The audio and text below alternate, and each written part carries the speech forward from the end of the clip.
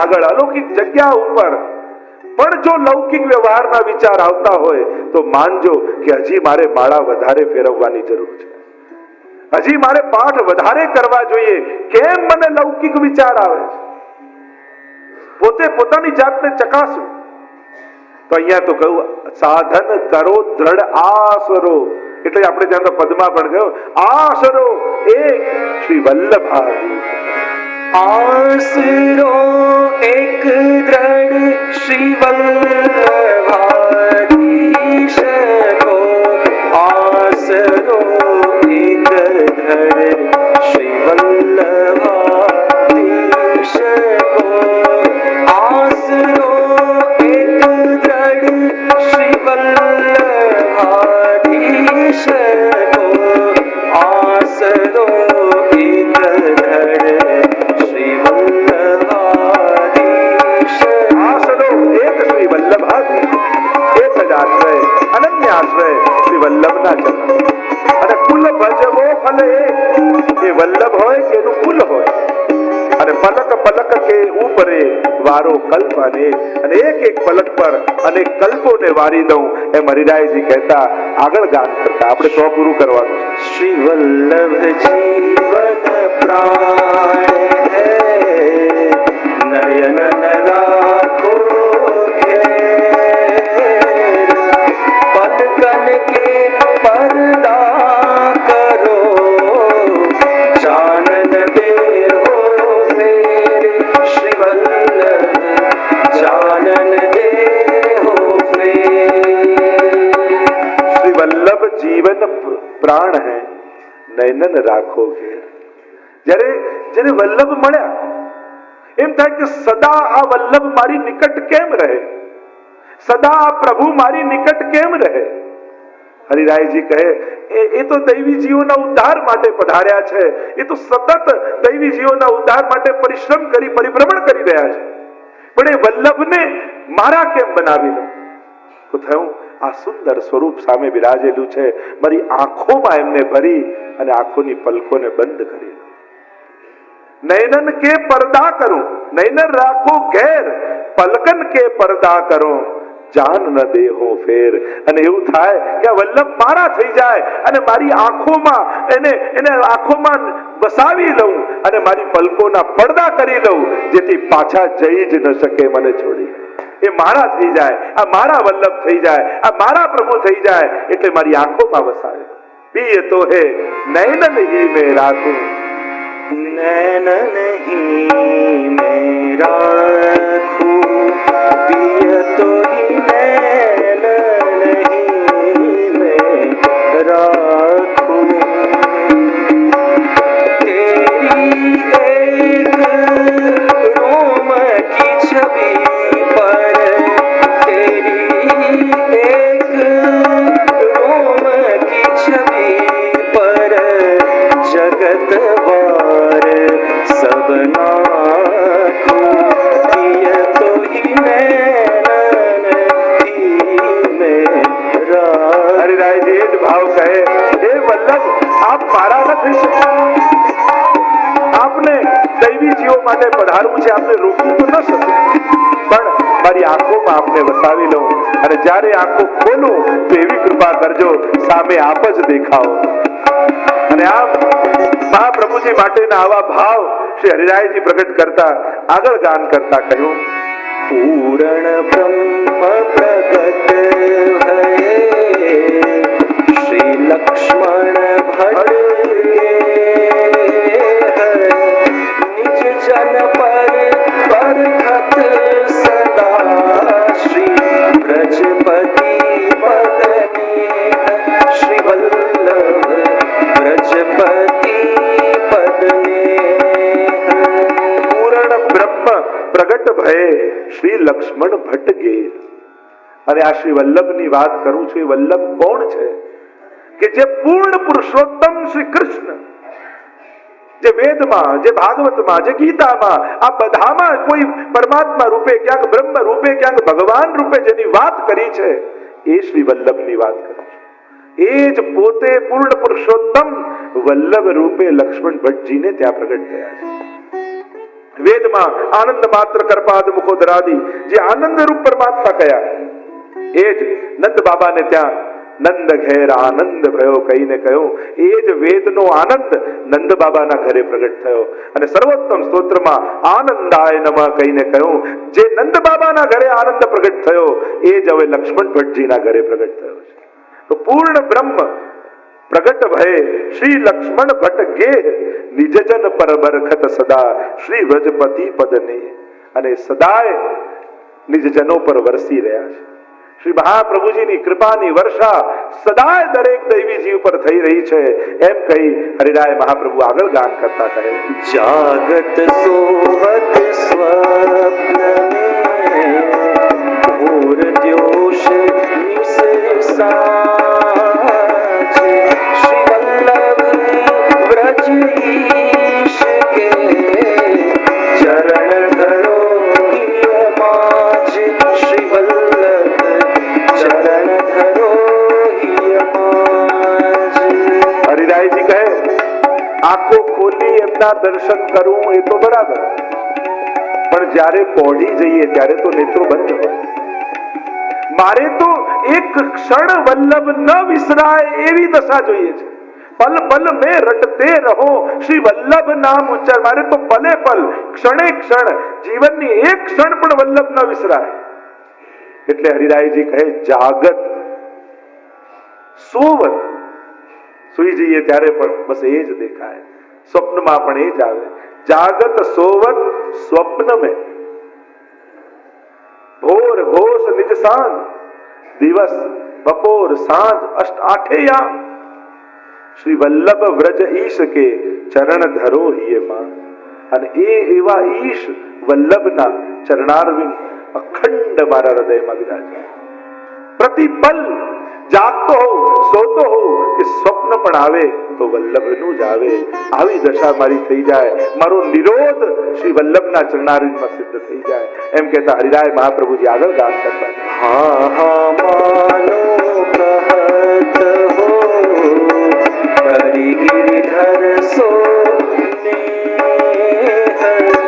बहुरिन ऐसी पावही उत्तम मानुष देह श्री वल्लभ उत्तम मानुष देह हरिराय जी कहे हाँ हाँ मानो कहत हो કરી ગિરધર સો ને હરિરાયજી આ દેહની ઉત્તમતા બતાવે અને જે દેહ ભગવત સેવામાં જોડાય છે એ તો ઉત્તમ છે પણ જે નથી જોડાતો એના માટે આગળ કહેશે કે હાડ માંસ કી પોતડી ભીતર ભરી ભંગાર પણ હમણાં તો ભગવત સેવાની વાત ચાલે છે એટલે કહું હા હા માનો કહત હો કર ગિરધર સો ને અરે સાંભળ સાંભળ એ વૈષ્ણવ તને કહું છું તને આ માનવ દેહ મળ્યો છે ને તો ઠાકોરજીને પ્રેમ કરી લે તને આ માનવ દેહ મળ્યો છે તો ભગવત સેવા કરી લે કારણ કે આ માનવ દેહ સિવાય બીજા કોઈ દેહથી આવી સેવા નહીં થઈ શકે આ જે તને દેહ મળ્યો તને જે સુગમતા ઠાકોરજીએ કરી આપી છે એ સુગમતા ભગવત સેવા માટે કરી આપી છે કેવી આંખો આપી જેનાથી ઠાકોરજીને જોઈ શકાય કેવા કાન આપ્યા જેનાથી કથા સાંભળી શકાય કેવા હાથ પગ આપ્યા જે હાથથી લાલનને ગોદમાં લઈ શકાય જે પગથી દોડી દોડીને ઠાકોરજીની સેવા થઈ શકે બાકી આટલી યોનિઓ છે એમાં આવી સેવા થઈ શકતી નથી અને એટલા માટે કહું કર ગિરધર સો ને અરે મારું માન અને ઠાકોરજીને પ્રેમ અને સેવા કરી લે અંગે બહુરી ન એસી પાવહી ઉત્તમ માનુષ દે ફરી આવો દેહ માનવનો તને નહીં મળે કોણ એવી ખાતરી આપી શકે કે આ જન્મમાં તો માનવ અને વૈષ્ણવ બન્યા પણ આવતા જન્મમાં પણ આવો દેહ મળશે કોઈ ગેરંટી લઈ શકતું નથી અને એટલા માટે હરિરાયજી કહે કે તને આ એક અવસર તને આ તક મળી છે અને એટલા માટે ઝડપી લે ગુમાવીશ નહીં સમયને તારો એક એક સમય બહુ કિંમતી છે અને એક વાત યાદ રાખજો માનવ દેહમાં મળેલી એક એક સેકન્ડ બહુ જ મૂલ્યવાન છે અને છેલ્લી ઘડીએ જીવનમાં બધું ભેગું કરેલું આપશો ને કેવો કે 10 મિનિટ આપો તે 10 મિનિટ મળવાની નથી અને એટલા માટે માનવ દેહની એક એક સેકન્ડ મૂલ્યવાન છે એ મનુષ્ય તું એને ગુમાવતો નહીં એમ કહેતા આગળ ગાન કરતા હરિરાયજી કહે ચતુરાઈ ચૂલે પરો જ્ઞાની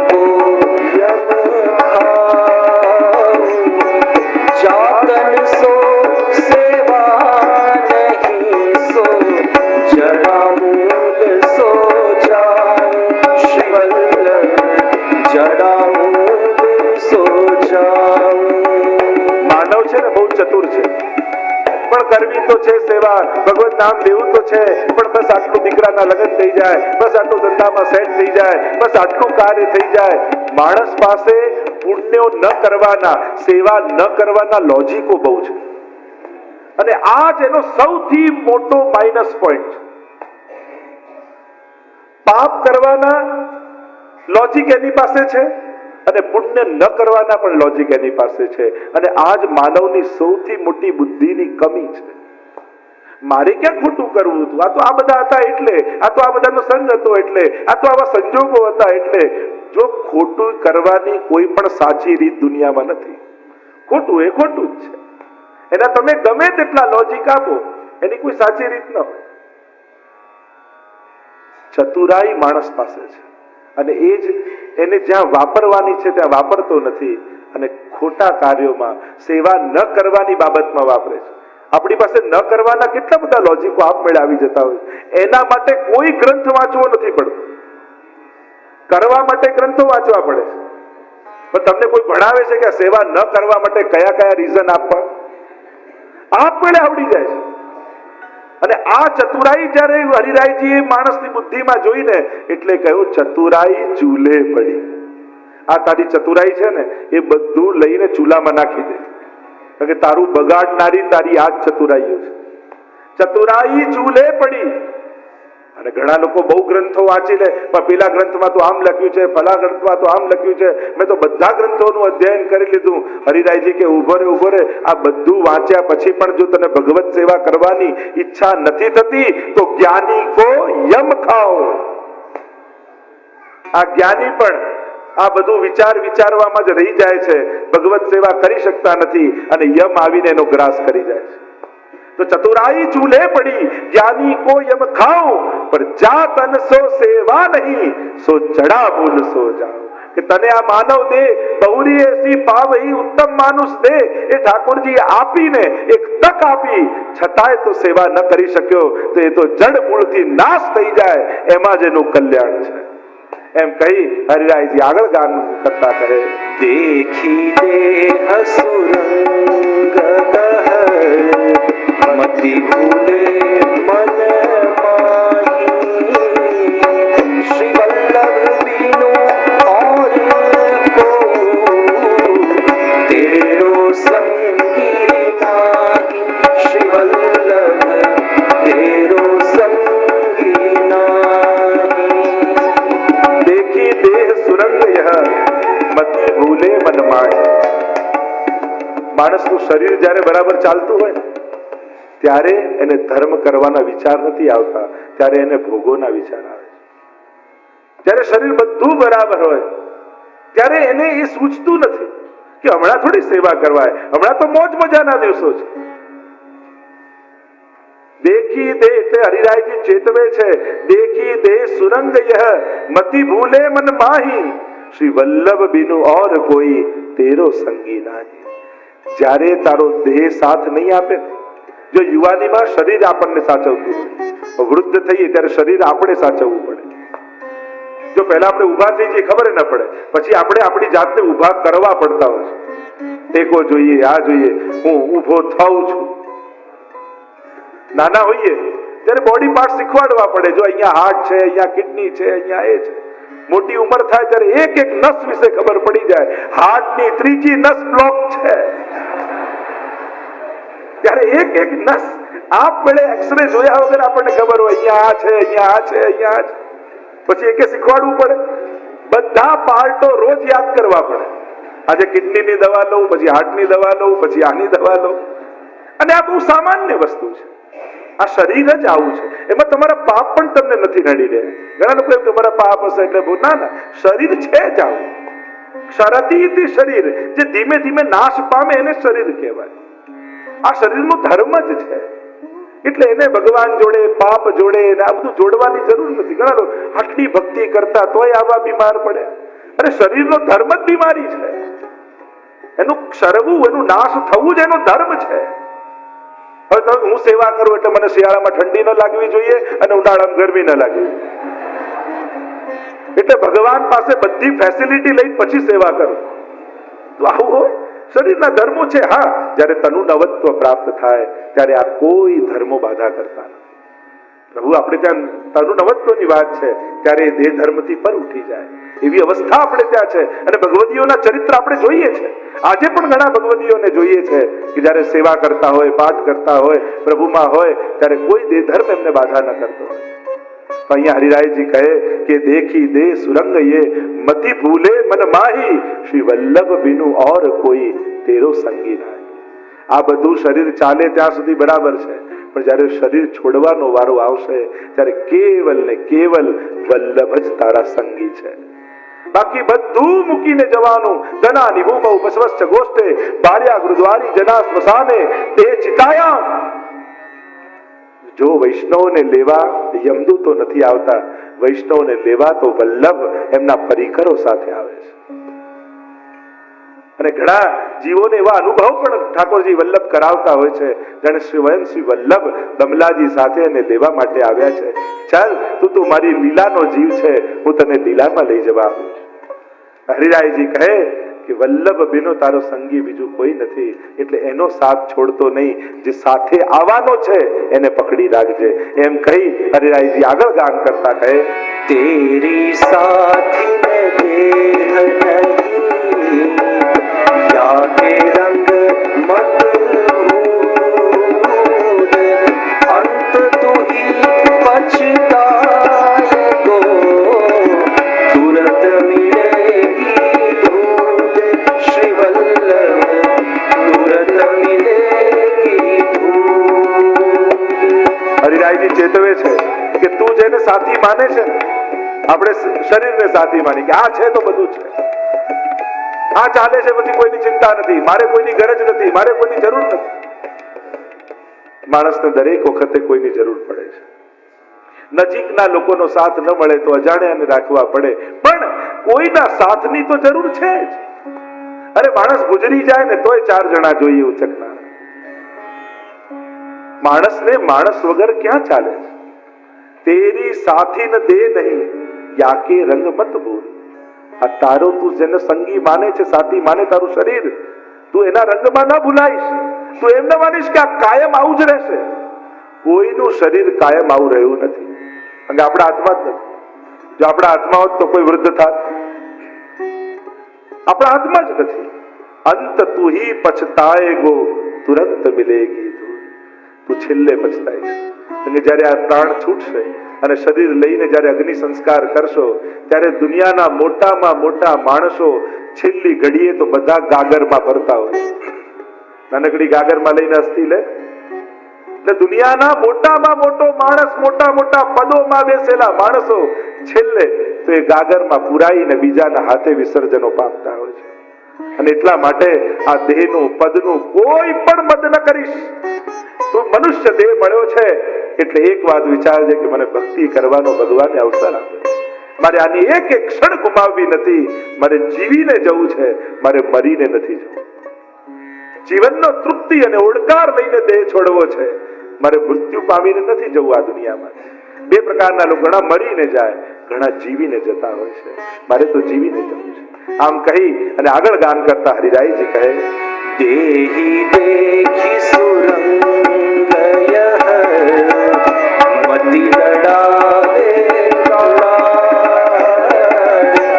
गणिका की सी मित्रता अंत होयगी भाड़ श्री वल्लभ अंत होयगी भाड़. દેહ દેખી સુરંગ યહ મતિ લડાવેલા. શરીર જયારે સારું ચાલતું હોય ત્યારે ખૂબ એને લાલ લડાવવાની કોશિશ કરી, પણ ગણિકા કીસી મિત્રતા. આ શરીર સાથેનો સંગ કેવો છે? એક ગણિકા, એક વારાંગના હોય એની જોડે મિત્રતા કરો, તમને એમ લાગે કે હવે આ મારી થઈ ગઈ, પણ એ બીજા દિવસે બીજા કોઈ ઓરની થઈ જાય છે. એમ જ આ માનવ દેહ પણ એવું છે.